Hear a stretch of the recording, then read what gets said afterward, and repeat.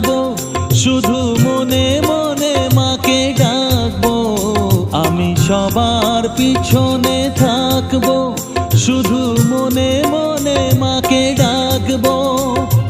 কারো কাজে বাধা হলে সাজা দিও যত খুশি, আমায় সাজা দিও যত খুশি।